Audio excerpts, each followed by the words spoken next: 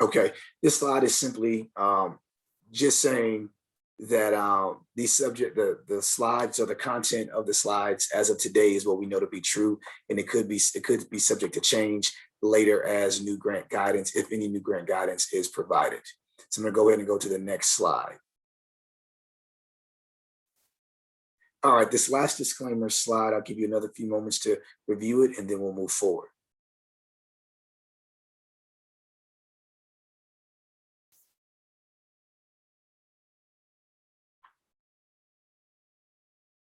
This slide is simply saying that the content that you see today is a product of the CDC, and it's not necessarily the representation of TEA specifically, but it is us with DSHS, the Texas Department of State Health Services, our interpretation, or us putting the grant together for you all as through the CDC guidance. So that's what that means. I'll go ahead and move forward. Here's today's agenda. So we're going to do some quick session norms and reminders. Then we'll go over the background and cycle distinctions. There's, I think we did a pretty good job via emails in kind of explaining cycle distinctions, but just to level set with everyone, I'll go over it again in this webinar. We'll then get into funding and allocations. We'll get into allowable and unallowable activities for the grant. Then we'll jump into the PDF application process so that you actually see what it looks like if you choose to apply. We'll touch on reporting and compliance and monitoring. It's a grant, so there's always going to be reporting. And then just some resources that are available to you all if you have questions and need further support. And then the last part of this webinar will be reserved for Q&A. All right, norms and reminders. The scope of today's webinar is focused on School Health Support Grant Cycle 2. I've already covered that. We'll touch on it a little bit more, but this is specifically for Cycle 2. If you're in another cycle, you can stay, but we're going to be targeting Cycle 2. There's a Q&A feature at the bottom of your screen. As we go through the presentation, please feel free to drop your questions in the Q&A chat feature.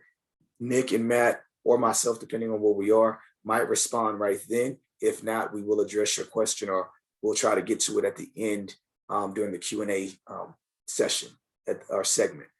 Any questions that are not answered that are pretty common, we will add to our FAQ, which will also be provided for you all. During the Q&A session, if you just have a burning question or you feel like how we're answering it is not clear, you can raise your hand. We'll unmute you and allow you to speak to add clarity. And then this session is being recorded. So after this, by Friday, close of business is the goal. If not by Monday, the recording of this session, along with the PDF copy of the slide deck, will be provided on our TEA website. And here is where that website, or here's what it looks like. Here it is. And as you see, it says COVID-19 School Health Support Grant. And if you look closely, we already have the webinar from Cycle 3 last week already posted. So we will add it right under this section, under the other webinar that's already posted. So with that said, let's move forward. So background and cycle distinction. So in 2021, this was like May, April of 2021, the US Department of Health and Human Services invested $10 billion from the American Rescue Plan to states to enable schools to establish COVID-19 screening testing programs. And we do stress screening testing programs. I will add a caveat. The CDC will be updating the guidance, and they're going to remove the mandatory piece on screening testing. But until we get that guidance and communicate that to you all, we're sticking with this guidance for right now. But you probably will be getting an update within a week or so because we expect it to come out by then. So the whole thing was about supporting screening testing to maintain in-person learning by slowing COVID.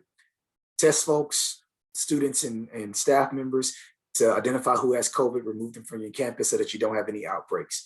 And this is all a part of the Reopening Schools grant. I put a link here. This is the guidance that came out in 2021 that we were provided, and that's where we derive all of our grant guidance from. With that said, that $10 billion was spread across 50 states based on population. Texas got approximately $800 million to fund and support schools. That money went through the Texas Department of State Health Services, also known as DSHS.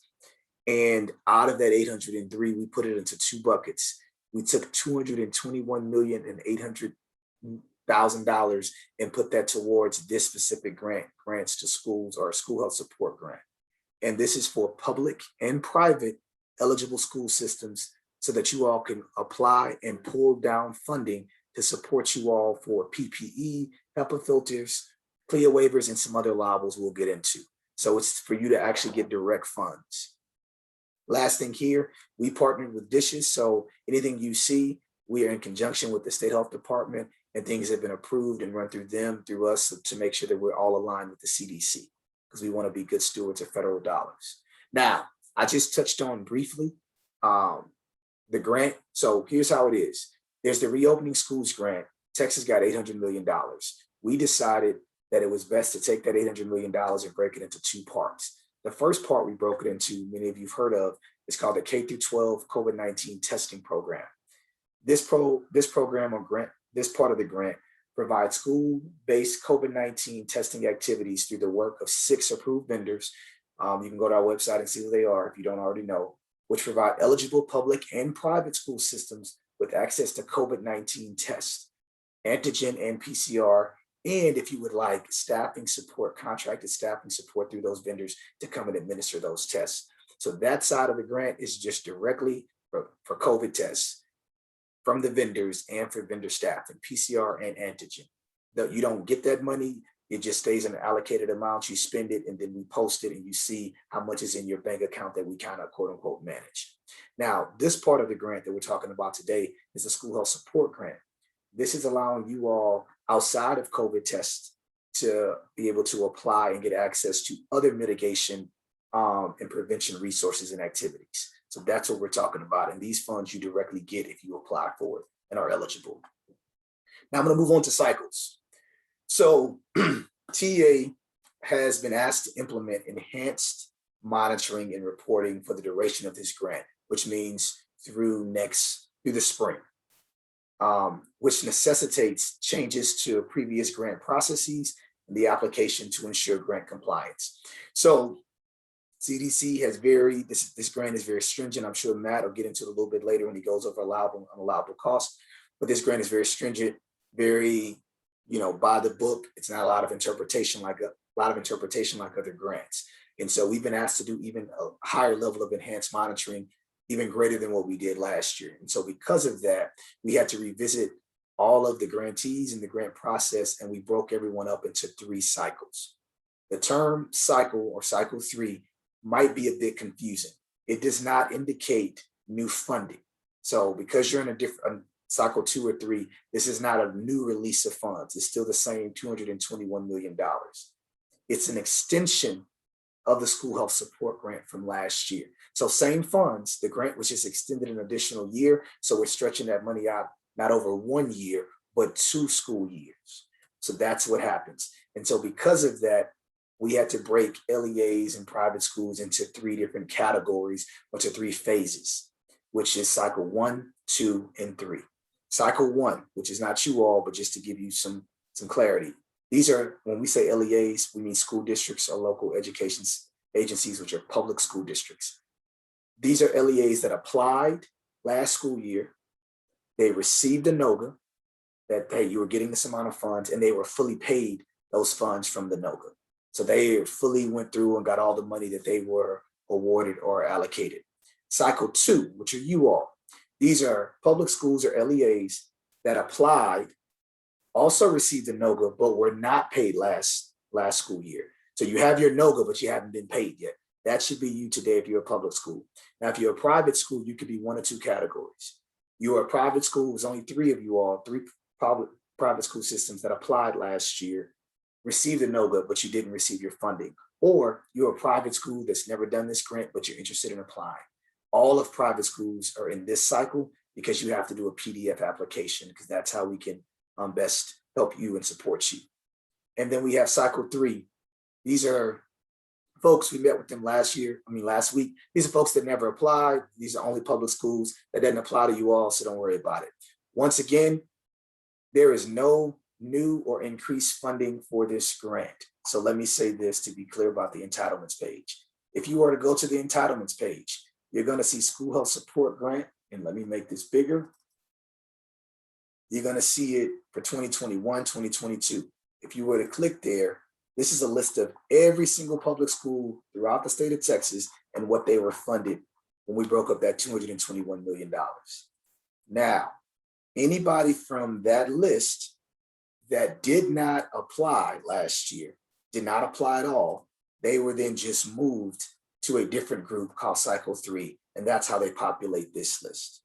But you all, if you're looking for your allocated amount, you're on the original list, 2021, 2022, you can search by LEA or you can search by ESC region. That is where you will be listed. Your amount has not changed. It will not increase. It will be the same.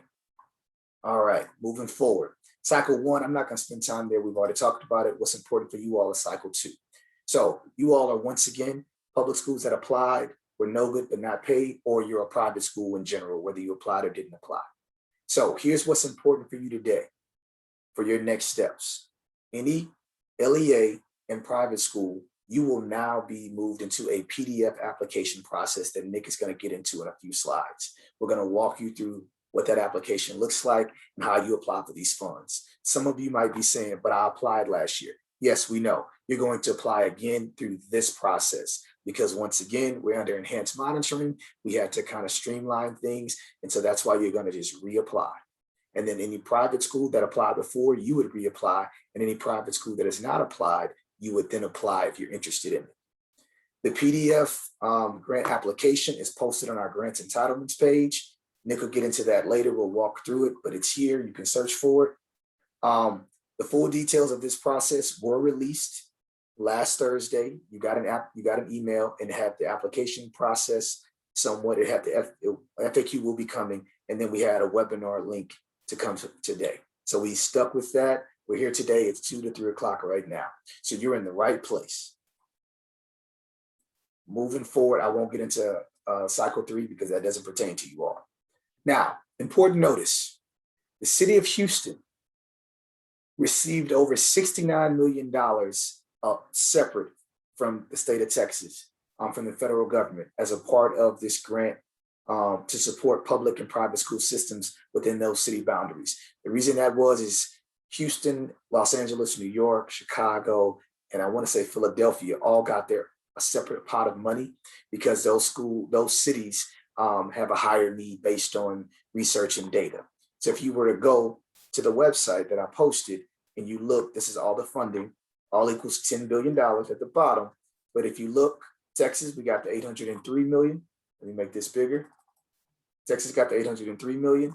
And then the city of Houston and these 4 other cities, Houston got its own pot of money, $69.8 million. Because Houston has its own set of money, any school system listed within the Houston city limits on a list that I'm about to show you, you would not come here to receive money for this type of grant. You would go through the Houston Health Department. So if you want to know who you are, this is also on our website, but I'm going to click here. This is going to pull up an Excel document, and I'm going to show you who you are.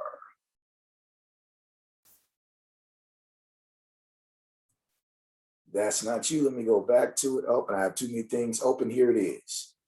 So all of these schools, any school listed here, this is also on our website. Any school listed here, you are going to be covered by the Houston Health Department. You reach out to them. It's about 148 schools.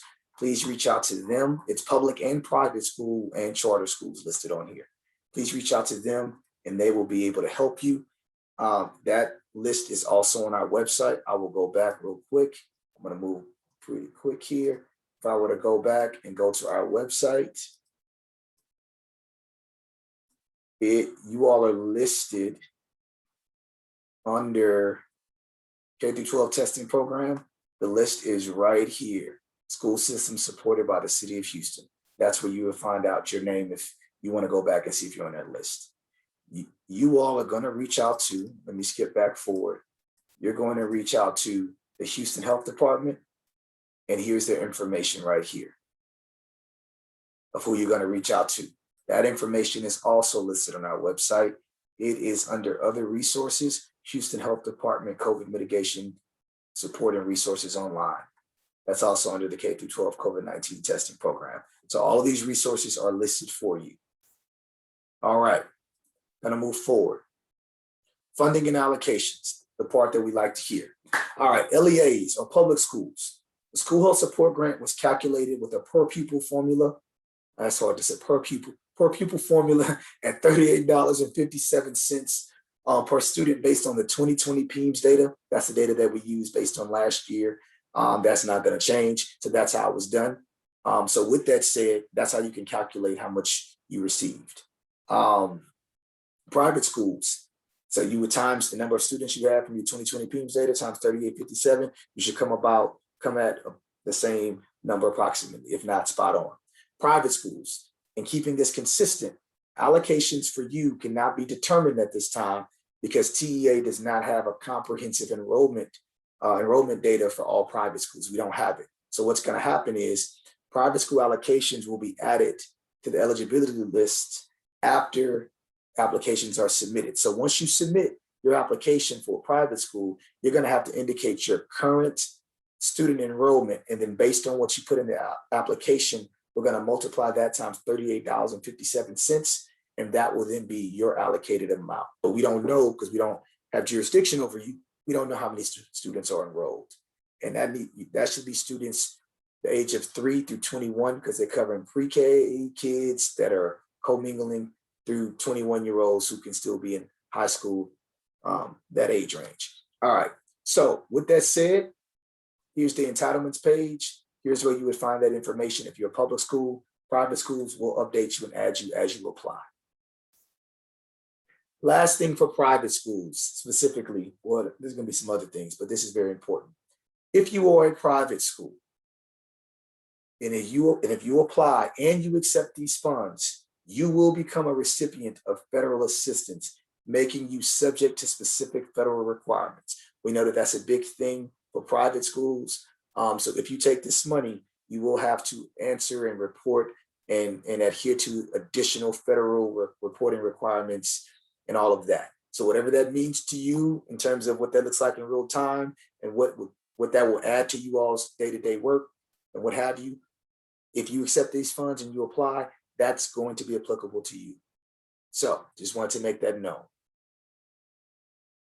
So now I will move forward. I don't know if Matt or Nick wanted to add anything to what I've already stated. If not, I'm going to pass the baton to Matt for allowable and unallowable costs. I was just going to add, we can share this before we get into allowable costs for private schools that are interested in knowing what the requirements might be for becoming a recipient of federal funds. From our previous cycle of this grant, we have a recorded training that's more general in nature about guidance to private schools that may consider whether or not they want to be recipients of federal funds. So we can populate that link from that pre-recorded training as well, something for you to view if you're considering whether or not to apply for the grant as a private school. Okay. Thank you for that, Matt. And we still have access to it. So, but yeah, go ahead, Matt. You can. Well, I was just going to say that for those that are familiar with the TA homepage, the Grant Compliance Administration playlist on YouTube, you can actually find it and not wait on us to send you the direct link, but we'll also share that. But it's a specific training for private schools about things to consider in being a recipient of federal funds. So going to point out, we'll speak about this kind of in terms of what is similar and what is different from cycle one. The majority of cycle two applicants, you will see this and you might immediately think the allowables are exactly the same till you go through, but there are significant changes to the allowable activities in a few areas we want to point out. So you always want to be sure when you're writing and completing the grant application or you are working with a grant negotiator that you are working from the cycle two guidelines and that you have those and you get those directly from the TEA grant opportunities page. So avoid old local copies of cycle one. Don't put yourself in the predicament of working from dated information from cycle one. Cycle two, the allowable activities. I won't read each of these, but as you look through, essentially 1 through 6 will look very similar, if not identical to cycle one. So this grant allows for PPE and it has a list there of some items. It's not limited to that. Hygiene and cleaning supplies. Again, that is supplies, not equipment. Supplies and equipment, federal guidance applies there. Portable high efficiency fan filtration systems or other small items is again an allowable activity. You'll see later in the unallowables, that is an area where, back to Damon's point, you don't want to think in terms of what is flexible or can fit. We have been questioned on several items here. Number 3 does not allow for HVAC. It does not allow for equipment outside of what's described there. So it's small items for air, fan, or filtration, not water purification, not cleaning devices or equipment otherwise. So this is a very specific allowable. And it says portable, so you've got to anticipate and be ready to prove that it can be moved, for instance, from a classroom to classroom, building to building, essentially can be detached and used in other places. Item 4, public health events that include students and other community members that are aimed at providing opportunities for increased detection and prevention. Again, that's a health event, but it is not specifically a testing event, so be very mindful of that. Number 5 is a testing event that may involve other activities to limit the spread of COVID. So it can be an event, but again, number 5 is not specific testing with vendors. It could be an event that includes other mitigation coupled with testing activities otherwise. Number 6 is a more minimal cost, but one that LEAs thought was important and we had added is a cost to obtain a CLIA waiver. Our staffing allowability is in number 7, partial funding for staff. We will expand on this and it's included in prior FAQs, but I want to point out here that this staffing has been very rigid. This grant, though you may be accustomed to it, does not allow for stipends. That's not a restriction we impose at TA. That's one that was passed down to us, but it allows for partial funding for staff conducting grant-related duties outside of their normal activities. Staff can't be paid during normal hours to do this. This has to include activities directly tied to the grant. So the connection here is if you're planning on funding partial staff for activities, the activity should align to something in allowable activities, whether it's public health events, testing events. Not sure that I can envision this, but work with a CLIA waiver or any of those other supply areas where there may be staff. But this does not assume the ability to just reclassify other COVID duties from staff's normal activities. It really has to tie to grant-related duties and is much more stringent than your typical staffing requirement and other USDE grants. Important to note under number 7, it allows for partial staff funding for grant reporting, which we know in this grant is a heavier, more burdensome requirement than you might be accustomed to in some more traditional grants. So keep in mind, number 7 could be used specifically for grant reporting. And then the new allowable is number 8 that you would not have seen in cycle 1 that is going to be allowable and was negotiated for this cycle 2 and in cycle 3, which is our schools that had not applied before, is wraparound services for those who test positive. Again, we will have an FAQ system in place managed similarly to how we've handled ESSER questions. So we're going to try to build this as a spreadsheet or database so you can search for responses. But keep in mind that we have a new allowable that will allow for wraparound services. It has to be for those who test positive. Again, these are allowables that are dictated to us. Keeping in mind this is a CDC grant with more specific state requirements from our partners at Department of State Health Services. So welcome you to ask questions about allowables as you plan your application, but no, our experience with this grant has been that these are extremely stringent allowable activities. And in the past, we have not seen as much ability to be flexible within these activities. You really want to stick to what they say and to be able to justify it if it's reviewed or monitored for compliance. There's a link to a grant guidance document there. Again, we have everything posted on grant opportunities, and we'll have an FAQ system that's a little more user-friendly for you than the past PDF system in the future. So most of these slides pull right from your PDF documents. Again, you want to be sure you're looking at cycle 2, though it may be very similar to cycle 3. Be sure if you're under cycle 2 grant, you don't do what we do here and go to cycle 3. Pull your grant guidelines from TEA grant opportunities, and you will be working with and relying heavily on the support of our grants team and negotiators, as some of you may do with other grants. And I'll make sure we go through, before you all get the PDF copy, I'll switch out that link to cycle 2. And Nick will get into that. He'll be able to show you cycle 2 PDF shortly. And unallowable costs. Did you want to go through these now? Yeah, here we're just a little more explicit after cycle 1 and 1 year to kind of call out A lot of these are based off questions we received in cycle 1, and to point a few things out. So some of the common allowable activities, debt service or lease purchase, advisory councils. This grant does not allow major renovation or construction. So we sometimes see confusion with the broader allowability and ESSER grants. Again, there's no HVAC, there's no equipment, there's no construction or renovation allowed in this grant. Tuition reimbursement, out-of-state travel not allowed.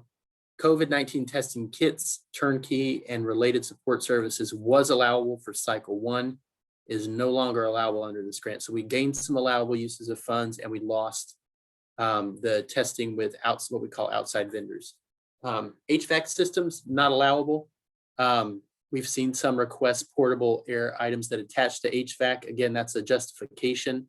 Would highly recommend, if you have thoughts of allowable activities that are outside of what you see in this application, that you submit those to COVID case report. We'll work those through the FAQ process so that you have good guidance as you plan this application or get some questions answered. Cleaning equipment or contracted cleaning services from non-employees or providers is not allowable. So the allowable is cleaning supplies or hygiene supplies. There is partial staff for grant related, which could be doing some of this cleaning specific to this grant. But again, you want to keep in mind with these allowable items, as you would with any grant, other terms of it being reasonable, necessary, and allocable, the pre-award date, and that sometimes you're not simply able to reclassify other COVID duties into this grant if it's not tied to specific grant duties for the school health support grant. Purchasing of technology, we saw some requests for this in the past that created issues for folks, but can't purchase iPads, iPhones, or other devices for recording testing results or testing activities in that way. And then we saw numerous requests for water filtration systems, supplies, and equipment. We know these may be helpful and may be needed, but that we've asked and we've tried, and this is simply not allowable under this grant. Again, those items are for air filtration and fan portable systems. A few more unallawables: health supplies used in events. You can do events, but again, keep in mind Band-Aids or other general medical related supplies. It's got to be tied to this grant, which is COVID mitigation. So those are more general health supplies, not allowable. Membership, not allowable. Hosting or sponsoring of conferences, travel, some of the more common items you see in grant applications. Lobbying or any activity that appears to be lobbying, again. Stipends for non-employees, not allowable. No field trips. And then costs for conferences, not allowable. Again, this is all specifically addressed in the grant guideline.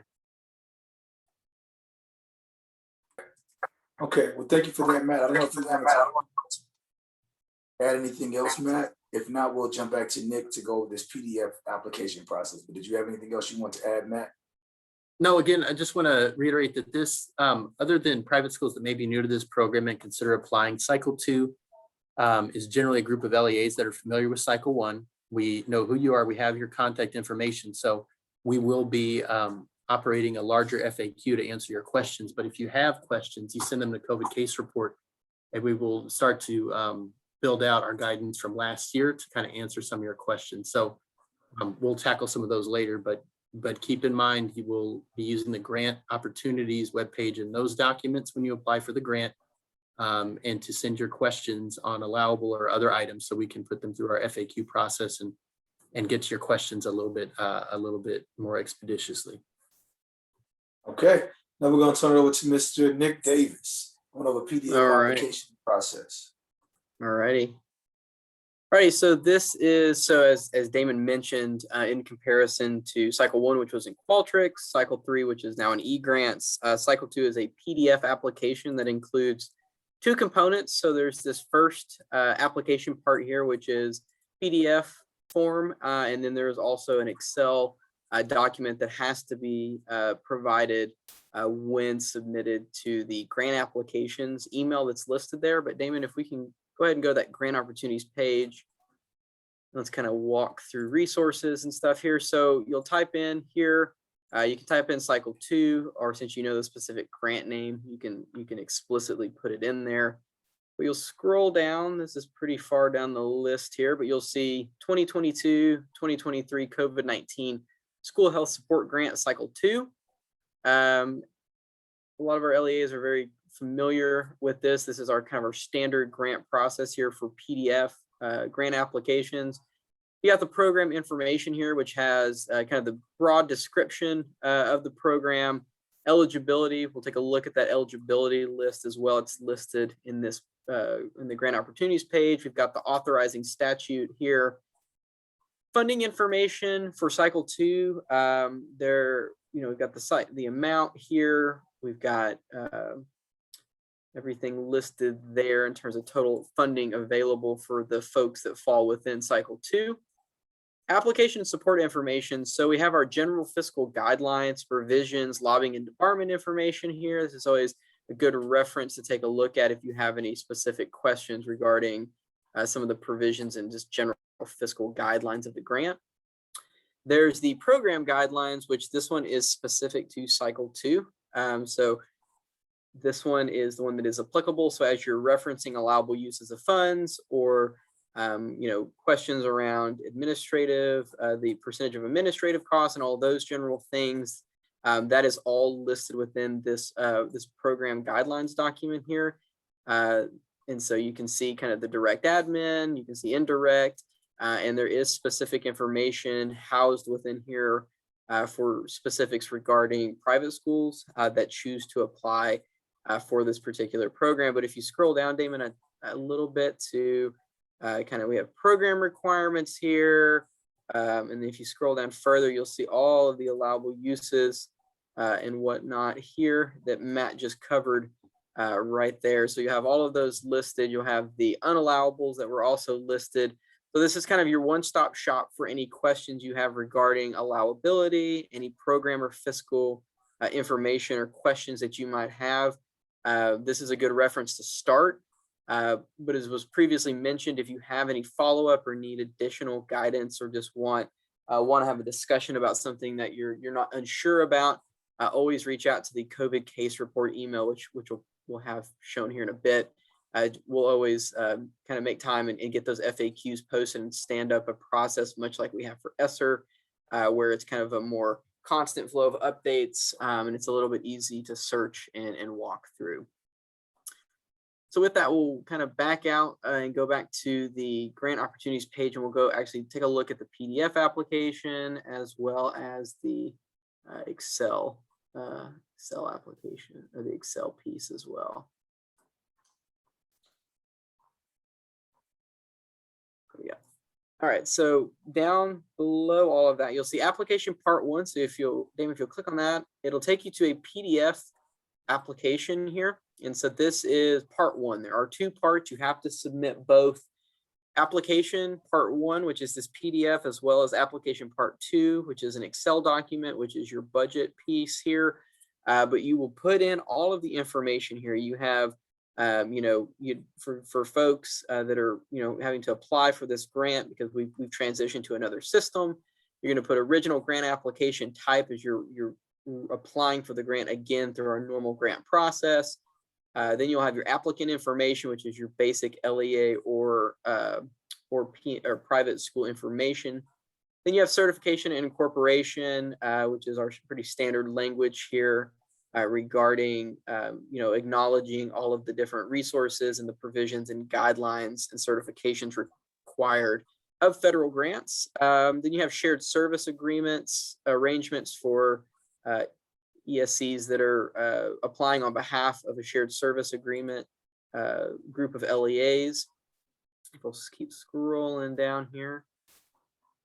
Quite a few of those listed. And then you've got your statutory and program assurances here, which is very standard that we kind of change with the particular grant, but these have to be checked to indicate your compliance and understanding of those particular assurances.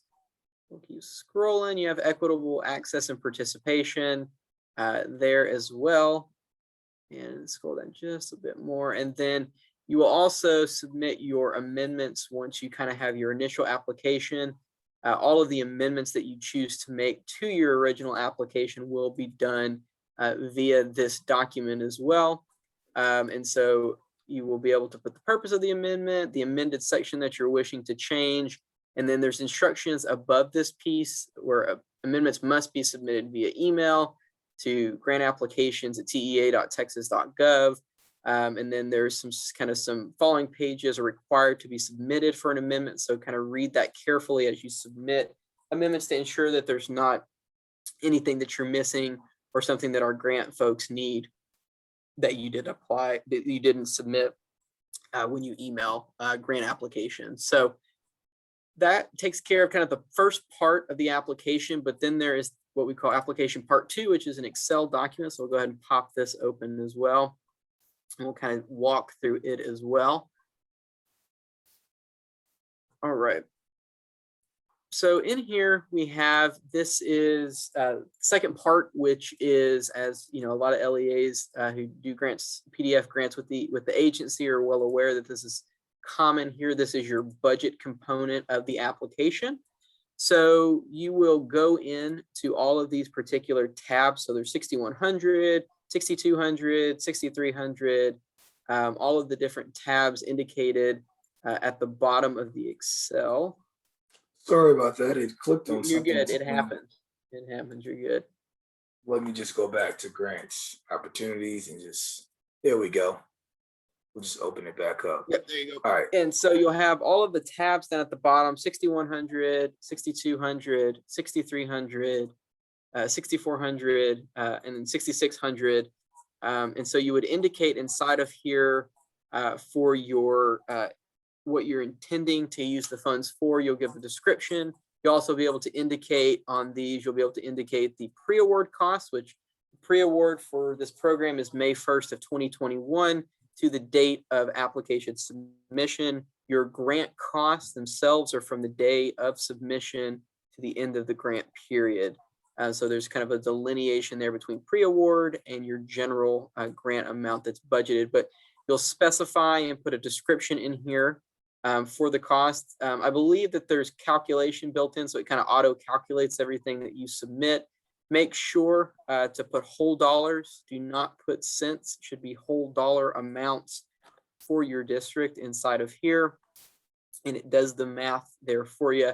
So it helps out, kind of make sure that you're aligning with your entire allocation amount for your district. So you'll be able to kind of plug and play your numbers in there based on what your district is choosing to use your grant funds for.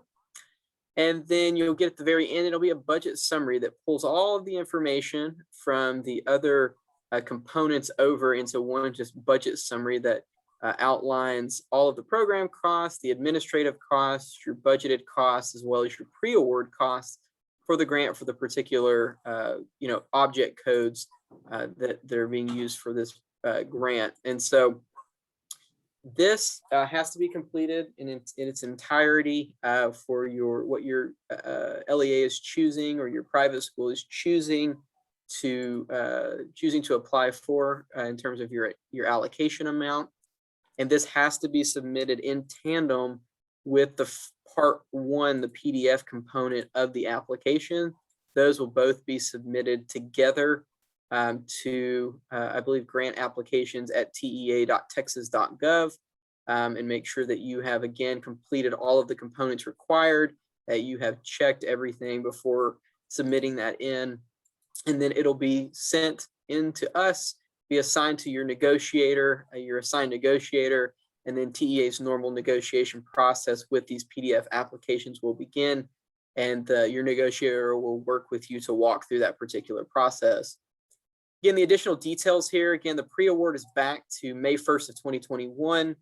The grant ends March 31st of 2023. The due date for this application for cycle 2 is November 18th of this year.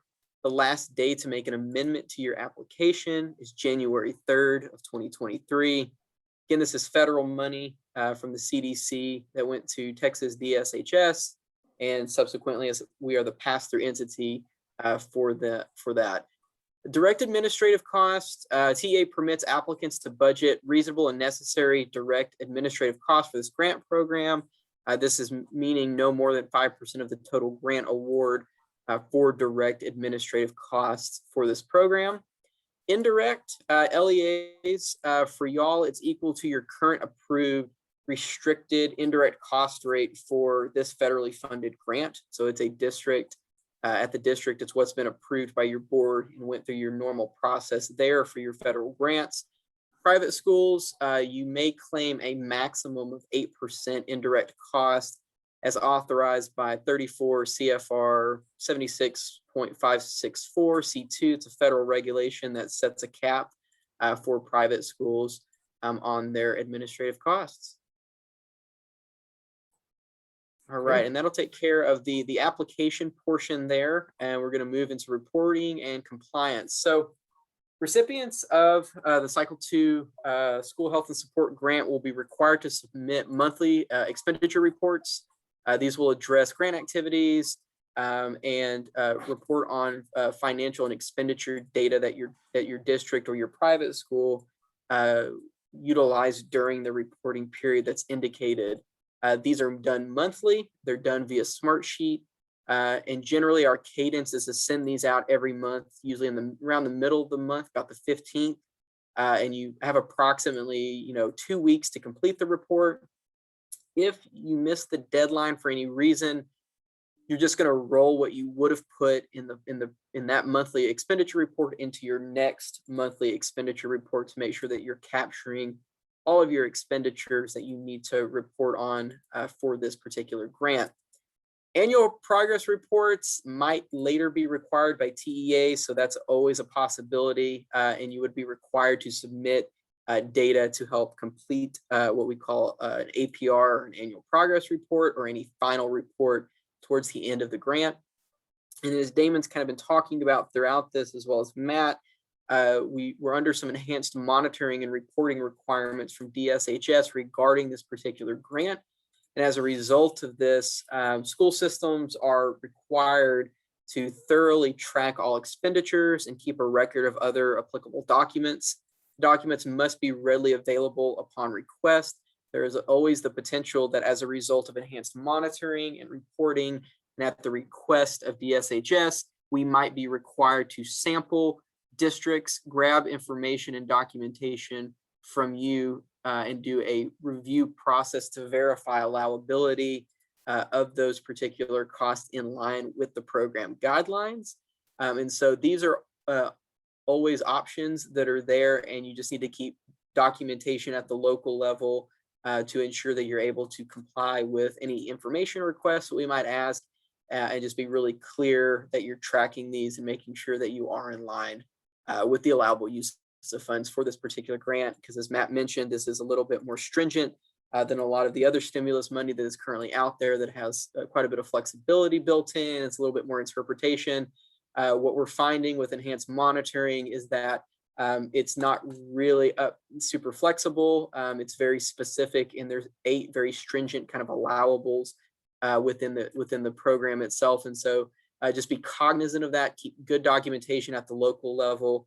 And there's always the potential for enhanced monitoring that might be requested of your district to verify allowability. All right, thank you, Nick. You So bet. we will move forward. Got one more slide, and then we'll jump into some Q&A, and we'll still have about 14 minutes for it. So we definitely shared a lot of information today. At the beginning, I talked about different resources, or I've been clicking on different links for you to see where we have information listed. Continue to do that. Here, once again, is a link to where you can find the Cycle 2 grant document. You just put it in there, you go there, and all of the information you need that Nick just went over is there, including program guidelines, which would be your most important thing to read. Even if you need to download or print it, I would suggest that. Next is the COVID-19 School Health Support Grant.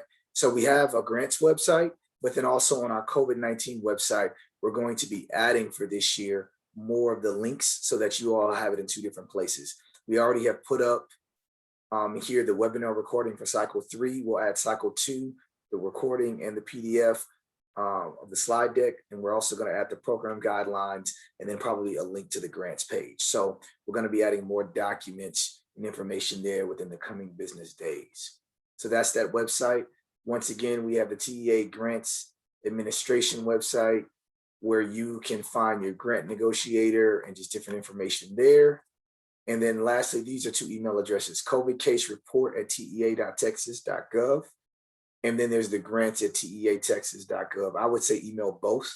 That way you can increase the probability of the return time increasing because you'll have emailed more folks. What I will say is this, and then we'll jump into your questions. We often get questions to our email inbox that can be answered by simply reviewing the program guidelines. We're not discouraging you from emailing, but we can get anywhere to COVID case 50 to 150 emails there a day, depending on who it is. And so we typically turn those around within a couple, 1 to 3 business days, but just to avoid having to wait for us to get to you and so forth, I would say read the program guidelines, take advantage of the resources that we've gone over today. And then if your questions still can't be answered, email us.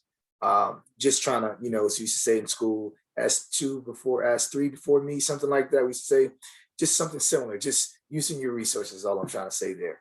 But if you need to email, we'll of course get back to you. If not, set up a call. With that said, those are your resources. I'm going to go now and we're going to switch to our Q&A section for this last 12 to 13 minutes. I think Nick and Matt have already been answering questions, but I'll start at the top. We have been reporting 0 expenditures on our monthly expenditure reports. However, during our FYE audit, auditors advised us to go ahead and record 2021 expenditures and revenue, even though we haven't been able to request reimbursement. Are we now wrong for having reported 0, or do we report expenditures when we're finally able to request? Nick, what are your thoughts on that? Yeah, for that, I think, Robin, I think your question, I would say that at this point, I would go ahead and retroactively on the next report, I would go ahead and start reporting your expenditures that your district has for this particular grant. So I would just kind of capture all of the ones previously, stick it on the one that'll come up here in a little bit for the next reporting period, and just kind of retroactively keep that on the report, and then just moving forward, keep adding the expenditures for your district. I would capture it now and not not wait much longer on that. Regardless of getting reimbursements, you still have allowable expenditures within the grant. So I would start reporting that now and kind of retroactively capture stuff previously that you had not reported. Thank you, sir. From the anonymous attendee about, can this cover funding for part-time staff hired specifically for COVID testing so they don't have other duties during the day, just COVID screening? So when it comes to this is definitely a supplemental, not supplant. So it has to be, if it's a current staff member and they're doing additional COVID duties, then this could cover it. But if they've already been hired and their main duties were related to this, then, and you're already covering that, then that will be considered supplant. Correct me if I'm wrong, Nick, but it has to be additional duties that they're doing for COVID. But here's what I want to do, because there's always various caveats to this. If you all can email COVID case and grants at TA, which is back to these 2 email addresses at the bottom, we'll give you a more thorough response. So if you can just email us, I'd rather do that and kind of walk you through some different scenarios. So please email us and we'll get back to you. All right, are sanitation wands allowed? Generally speaking, I'm going to say no, because that would be considered equipment and not supplies. Usually when we talk about supplies, we're talking about things that can be consumable. So that's like hand sanitizer, Lysol wipes, Lysol spray. Those are things in terms of that, not equipment. Once again, as Matt said, they're very particular about this grant and about things falling in the allowables. And so a wide or loose interpretation of the grant allowables is not for this type of grant or this specific grant. Cycle 1 specifically mentioned reporting and monitoring software was allowed. We still have software costs for reporting positive cases. Will this be allowable? So you would need to go and we would look at, to answer your question, what is allowable? What's here is allowable. What's here and on the next page is not allowable. What we can do is email you separately because and a lot of times we'll go to our grant folks, but if you're talking about purchasing technology to support campus testing, like iPads, iPhones, and other devices, that would be considered unallowable. I know you mentioned software. That's kind of in the gray area. I'm going to lean towards it's probably not going to be allowable, but we can give you a written response. That way you can have it for your record. Yeah, Michelle, I would reference the program guidelines here. Again, as Damon mentioned, what was applicable and what was allowable in cycle one, you need to be cognizant that that's likely changed, and that some of the things that potentially were allowable at that time have changed as a result of kind of the grant and some of the federal requirements changing as a result of kind of a changing landscape of the pandemic and schools going back. So always consult the cycle two program guidelines. And again, if it's not listed in allowables, and if it's not really explicitly stated, as Damon said, kind of in unallowable activities, always reach out, and we can always kind of entertain a discussion on that and see kind of where it kind of falls. But with Damon, I think that generally with software and educational or like devices and stuff, it's generally been unallowable. Again, I would just read over the resources that are there, and then always reach out if you need us to clarify, or you need it kind of a written response from us kind of clarifying some things for you. All right. Next question. Thank you for that, Nick. What is the vendor number? Okay.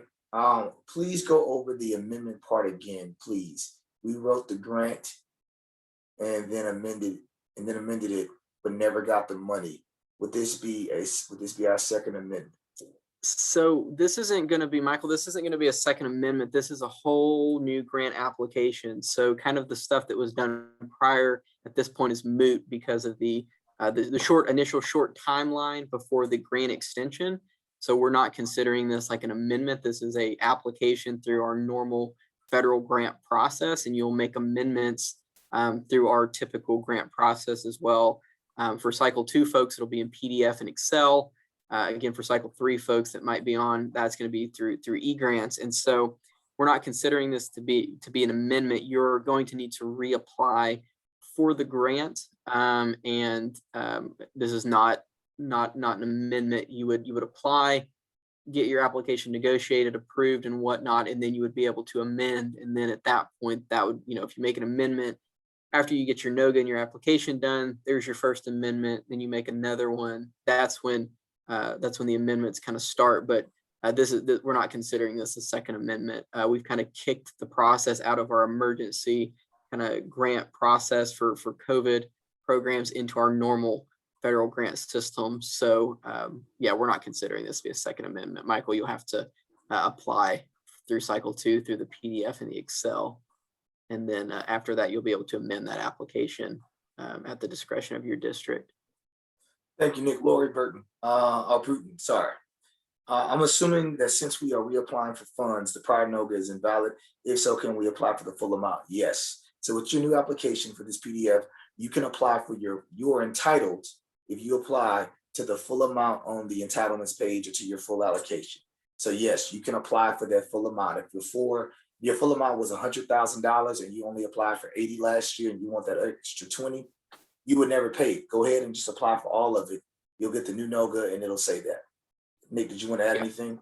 Yeah, that's correct. Yeah, Lori, you're correct in assuming that another NOGA will be issued once, because y'all are kind of, like I just mentioned, it's not an amendment if you'd already applied through like the Qualtrics system initially. This is a whole new application to kind of get in our normal system. And so you'll have the application, you'll get issued a NOGA once everything's been approved and negotiated. You'll get your NOGA. And so you'll get you can apply up to your full allocation amount on that list for cycle two. Got it. Thank you, sir. Marissa Rodriguez, pre-award starts May 1 of 2021. That is correct, to the date that you apply. Yes.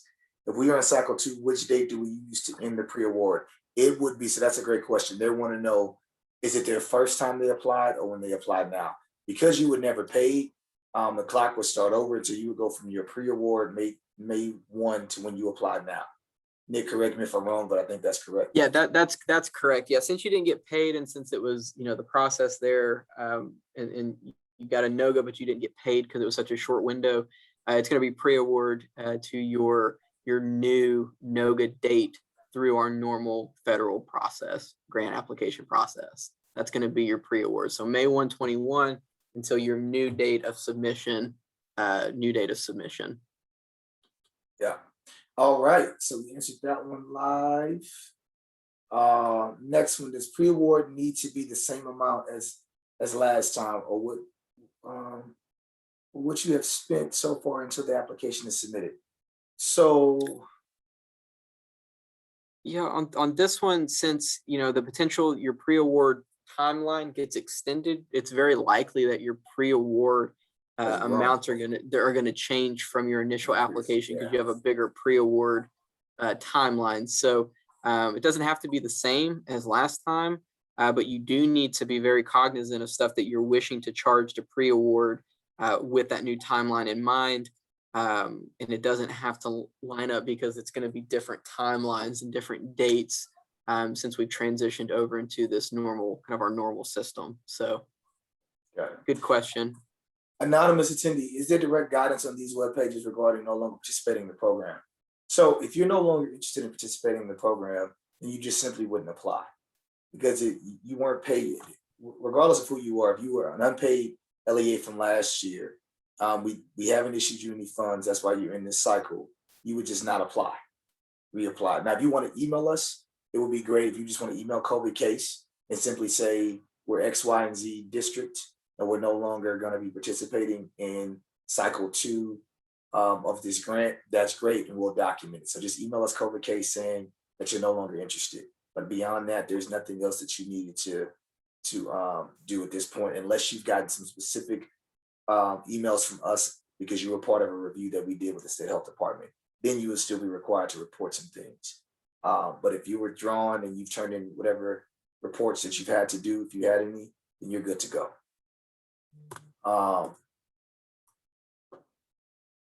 You mentioned that we would, from Dwayne about if we've expended all funds, do we report 0 from this point moving forward? The reporting, the expenditure reporting for the grant now has a check on the front. You would identify if it was your final report, which means that you've expended all funds, and then you'll be left out of the emails from month to month to report because you have nothing further to report. You've expended all grant funds. So Dwayne, if you haven't done that within the new report that'll come out next month, there's a little dial there on the front or a check there. You can check final report, and then you can just put zeros, and that would denote that you have no expenditures, and that's your final report, and you won't be included in further reporting requests for this grant because you've expended everything. let me see, we spent grant total. So there's still quite a bit of questions, and so Nick, I definitely think on the FAQ around folks who've amended, and because this question says you mentioned that we would use our original application from cycle 1 and then make an updated changes. You see that? Yeah. So Babette, on this question, I would recommend you reach out to us because I think there's some stuff we need to unpack here for your particular situation. But if you went through the initial cycle 1 application process, your application was approved, you have a NOGA, and you were paid, you stay in cycle 1. There's not another application for cycle 2 or cycle 3. You're going to remain in that Qualtrics system, which does allow amendments currently through Qualtrics that are processed in kind of a different scenario. So if your LEA is in that, or your school is in that particular cycle, you remain in that cycle. However, if you were a school that applied, maybe got no good, but hadn't got paid, you're at cycle 2, which requires a new application through off the grant opportunities page, the PDF and Excel application. Your pre-award and whatnot would go off the timeline of your new submission of that particular application. But if you received funds already and have applied and done everything through Qualtrics and have been no good and paid, you're in cycle 1. You stay in cycle 1. There's not a new application for those folks. So there's, to kind of break this down, there's 3 different groups. They're getting handled 3 separate ways. So cycle 1's in Qualtrics. That's where their grant application and their amendments are housed. Cycle 2 is through PDF and Excel that's sent to grant applications at tea.texas.gov, handled through our normal process for PDF grants. Then you have Cycle 3, which are LEAs that never applied, and they will go through our e-grants process. And so if you reach out, Babette, if you have additional questions after that, and we'd be happy to kind of walk through the particular situation for your district and kind of tell you which cycle you're within and kind of what your next steps are if you're wishing to apply for the grant. Okay, so with that said, we are about 1 or 2 minutes over. I know we have a lot of we have maybe 8 questions that we didn't get, 7 questions that we didn't get to. We're going to answer them separately. We're going to be adding common questions to our FAQ. We can pull a report. But with that said, thank you all. Be on the lookout for this webinar link to be posted, the video and the PDF copy. Thank you all. We hope you apply. It's optional, and we look forward to supporting you throughout the rest of the school year. Have a great one. Bye.